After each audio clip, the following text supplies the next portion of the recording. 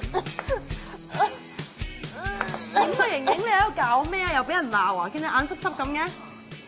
咩啊？我諗住整個紫洋葱蘋果水俾我止咳啊嘛。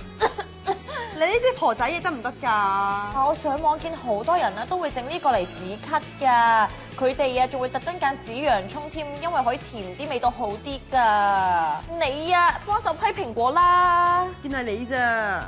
我哋快啲切好啲洋葱，批好啲蘋果，好啊攞個大碗，中間就吸個細碗，你識唔識㗎？個碗點解要調轉嘅？咁樣啊先可以容易啲隔開我哋一陣啲汁啊同埋啲料啊，同埋防止倒汗水㗎。跟住咧，跟住我哋就可以開始擺晒你入碗啦。洋葱、洋葱、蘋果、洋葱、蘋果咁樣擺晒佢哋喺碗邊，但係咧唔好唔記得咗啲蒜頭喎，都要擺幾粒上去㗎。我嚟啦！好啊！我聽到唰一聲啦，壓扁咗粒啦，擺好啲材料落咦，你咳就行開啲啦！嗬。你知我病就好啦，你幫我擺呢碗嘢入電飯煲度啊，唔該。再煲多45分鐘就 OK 㗎啦。咁你咪咳多45分鐘咯。小心啊！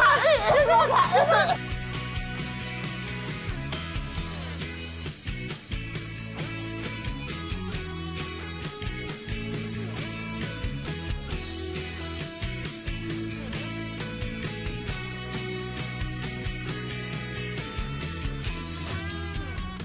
點啊點啊！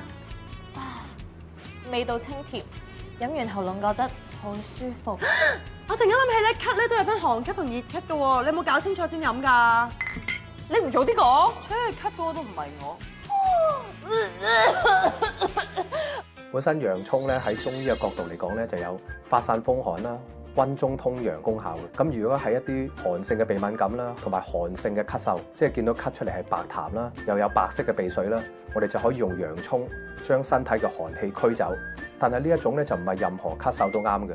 譬如係熱咳嘅朋友啦，佢有綠痰、黃痰咧，就唔適合用洋葱啦。至於蘋果咧，喺配搭洋葱嘅作用咧，其實係達到一種潤肺嘅功效嘅。尤其是喺風寒日久之後咧，我哋身體就會出現一種燥嘅現象，所以用蘋果去煎煮洋葱配搭呢個複方咧，我哋可以達到呢一種潤肺、驅散風寒、止咳嘅功效嘅。